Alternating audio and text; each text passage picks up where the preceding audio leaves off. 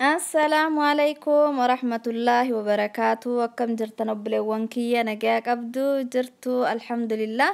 Arralee viidiyoo haaraa qabadhee isinii dhufee jira. Viidiyoon narraa ammoo akkuma suuraa asirratti argitan kana faayidaalee irdii yoo ka soorannu ta'e faayidaalee hedduu ka inni nuuf kennuu fi yoo ka akkasuma ofitti baay'ifnu ta'e miidhaalee akkamii akka inni nurraan ga'u isiniif qooduuf inshaallah. Haga gama viidiyoon deemneen dura warri viidiyoo kiyya kanaaf haarawaa taatan subscribe godhaadhaa gara maatii kiyyaa ida'ama waa hedduu walirraa baranna inshaallah. Warri amma dura naaf gootanii nafaana turtan ammoo galatooma galanni keessan guddaadha akkanuma nafaana turaa isiniin jedha. Faayidaalee yoo irdii ka baay'ifnee soorannu ta'e irraa argannu isinii himee miidhaa isaa ammoo boodarra isiniif hima haga viidiyoo dhumatti na wajjin turaa isiniin jedha inshaallah. Irdiin kuni ka nutritionii hedduudhaan badhaadhe ka tokko lama hin jenne of keessaa qaba ka akka nutritionii ka proteinii, fiberii, viitaaminii illee viitaamin C, viitaamin E, viitaamin K, zinc, magnesium, calcium, copper, potassium waa hedduu of keessaa qaba. Wanta kana hunda of keessatti makatee of keessaa qaba jechuudha. Akkasuma faayidaalee hedduu nuu kenna faayidaa hagana hin jedhamne nuu kenna. Tokkoffaa irratti faayidaan inni nuu kennu keessaa qaama ta'ellee yoo bakki waan nu dhahee ta'ee akkanumaan waa nutti ba'ee qaamni keenya nuu ta'ee jedhellee yoo ka isa soorannu ta'e irdii nyaata keenya keessatti baay'ifnu ta'e iita sanillee nurraa gadi xiqqeessuudhaaf hedduu tokko nu gargaara. Ammas madaa wahii bakka yookaan waa nama dhahee ibiddi nama gubee waanuma ta'e haa ta'u madaa wahii yoo nama godhatu ta'e qaamni namaa kuni bakka madaa sanarratti yoo godhanii ka jedhan dafee yoo suma dafee goggogsa akka madaan sun dafee fayyu taasisa. Fayyullee bira bahee tareeti akka bakki sun gadaamessa wahii hin godhanne akka bakki madaa godhate sun gurraachahee hin nafne bakka gurraacha sallee akka inni hin godhamnee fi nu gargaara jechuudha sirriitti fayyisa. Lammaffaa irratti ammas akkuma nu hundi keenyaayyuu beeknu ka fuula keenyaafillee fayyadamnu dullummaa fuulaallee hin xiqqeessa. Dullummaa itti jedha dullummaa umrii osoo hin taane dullummaa umrii xiqqeessuu hin danda'u garuu ka fuulaa hin xiqqeessa. Fuula keenya ka qorraan ta'ee aduun ta'ee waanuma ta'ee walitti nu butamee jedhu akka fuulli keenya diriiruu nuuf godha jechuudha.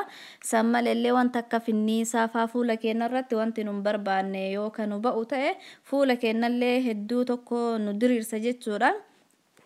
Ka wanta fuula irratti nu ba'e akkuma hundi keenyaayyuu beeknu feesi jedhe dhiifama. Fuula keenya akka maaskii fuulaa sanitti dibatuu dandeenya karaa saniin nurraa balleessuu danda'a jechuudha. Garuu karaa nyaataatiin nyaata keenya keessatti nyaata hojjannu keessatti irdii yoo itti goggoonee kan nyaannu ta'e ammas ganama aannaniin irdii maankaa takka fuunee aannan xiqqoo uwwisnee wajjitti maknee yoo ka dhugnu ta'e hedduu tokko qaama keenyaaf bareedaadha dhiiga keenya hin qulqulleessaa hin bareechatti fayyadamaa isiniin jedha. Sadaffaa irratti ammallee tiruudhaa fi hedduu tokko bareedaadha.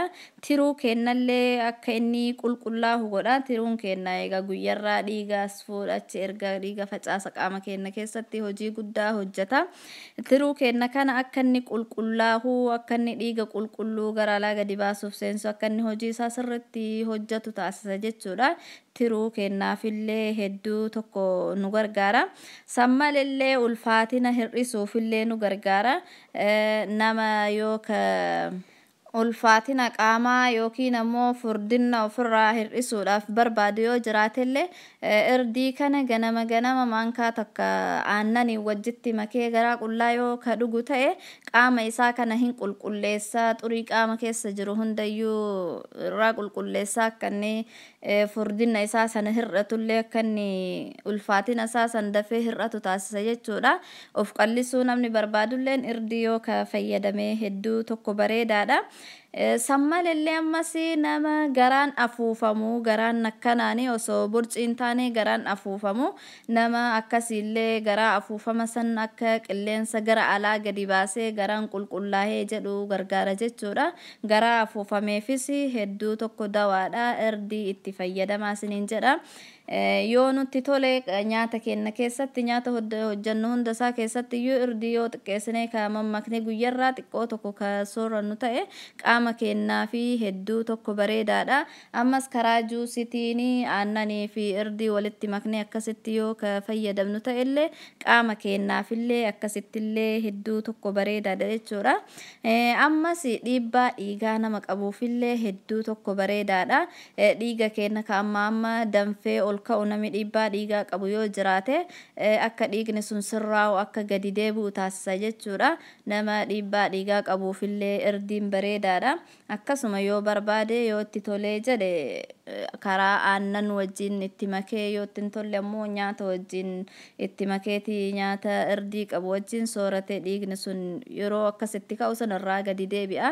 Dhiibbaa dhiigaaf illee hedduu tokko bareedaadha. Ammas dhibee kaansariitiifis bareedaa jedhama. Akkasuma dhibee sukkaaraa faa hedduu tokko bareedaadha jedhama. Sukkaara sanii xiqqoo tokko akkasuma akkuma dhiigaa sanii sukkaarris wanta amma namarraa namatti ka'u. Nama dhibee sukkaaraa faa qabu ka qoricha guyyaarraa fayyadamu yoo ka irdii kana fayyadamu baay'isu ta'e sukkaarri sun xiqqoo tokko hin gargaara jechuudha. Akka irraa gadi deebi'u taasisa jechuudha. Sana qofaa miti dhukkuba koolesteroolii illee nama qabuuf illee koolesterooliif illee hin gargaara. Quufaayyoo nama qabellee quufaan sun illee akka namarraa daddaffiidhaan namarraa ka'u taasisa jechuudha. Akkuma duratti isiniin jedhe karaa aannaniitiin aannanii fi irdii maankaa tokko burcuqqoo tokko wajjin walitti maknee akkasitti yoo ganama dhugnu ta'e quufaayyoo nu qabe yoosuma dafee nurraa ka'a jechuudha. Nurra hin turu. Waan kana hundaafiyyuu nu gargaara jechuudha. Miidhaan isaa immoo miidhaa hedduun qabu. Miidhaa humaa namarra hin geessu. Garuu namni akka hir'ina dhiigaa faa qabu fayyadamuu hin qabu jechuudha. Dhiiga namatti baay'atee namarraa gadi xiqqeessaa furdina qaamaa yoo hir'isuu barbaadanillee namarraa hir'isa. Akkasuma garuu nama hir'ina dhiigaa qabu dhiiga sanarra waan gadi hir'isuufi namni dhiibbaa osoo hin ta'in dhiifama. Namni hir'ina dhiigaa qabu yoo fayyadamuu baate bareedaadha. Yoo fayyadamellee ammoo yoo ofirraa xiqqeesse bareedaadha jechuudha. Akkasuma nama ammallee kalee dhukkubbii kalee faa maal jedhama xaxarii kalee jedhama wanta dhukkubbii kalee walumaa galatti iyyuu nama dhukkubbii kalee qabullee yoo fayyadamuu baate irraa ajajama. Yoo ka fayyadamu ta'ellee akkasuma yoo ka ofirraa xiqqeesse bareedaadha jechuudha. Akkasuma ammas dubartii ulfaa ta'e yookaan immoo haadha hoosiftu yoo ta'e yoo ofirraa xiqqeessite bareedaadha jechuudha. Kanuma kana nama wanta miidhaa guddaa namarra geessu hin qabu. Yoo wanta akka hir'ina dhiigaa dhukkubbii kalee dubartii ulfaa haadha hoosiftuu ammas nama singiggoo jedhama gara biyya keenyatti qoma kanarra faa yeroo garii faa guba akkasii sanfaa nama qabu yoo ta'e yoo fayyadamuu baate ofirraa xiqqeesse yoo fayyadames yoo xiqqeesse bareedaadha. Sanarraa kaafe ammoo yoo ka baay'ifnee amma ka itti fayyadamnu ta'e akkasuma dhiigi qaama keenyaallee hin qulqullaawaa hin bareedaa dhukkuba hedduu qaama keenyarraa ittisa. Yoo ka duraan qaama keenya keessa dhibee garagaraa ka qabaannu ta'ellee nu gargaara. Yoo kan qabaannellee akka qaamni keenya fayyummaa isaatiin turu nuuf godha nu gargaara jechuudha. Bareedina fuula keenyaa ta'ee fayyummaa qaama keenyaa hundaafiyyuu nu gargaara waan ta'eef yoo irdii karaa soorata garagaraatiin wal keessa maknee nyaatuu guyyaarraa baay'ifnee fi yookaan ammoo yoo karaa aannanii karaa juusitiin dhuguu baay'ifne hedduu tokko qaama keenyaa fi bareedaadha itti haa fayyadamnu isiniin jedha. Viidiyoon nanarra isinii dhiheesse kana fakkaata. Inshaallah yoo Rabbi jedhee viidiyoo babbareedaa faayidaa irraa argannu nu fayyada jedhee itti yaade akkanumatti isinii dhiheessa inshaallah. Akkanuma nafaana turaa isiniin jedha. Yoo jaallattan like, share, comment, subscribe gochuu hin dagatina. Obboleewwan keessaniifillee share godhaadhaa irraa haa fayyadamanii isaanis kana fakkaata. Aga viidiyoo biraatiin walitti deebinutti yaada keessan karaa komentii jalaatiin naaf ka'a. Akkasuma gaafiillee yoo qabaattan karaa komentii jalaatiin naaf ka'a. Dubbisee karaa viidiyooti yeroo takka gaafii keessan walitti qabeessinii deebisa inshaallah. Kana fakkaata. Aga viidiyoo biraatiin walitti deebinutti arraaf assalaamu alaykum wa rahmatullahi wa barakaatuh.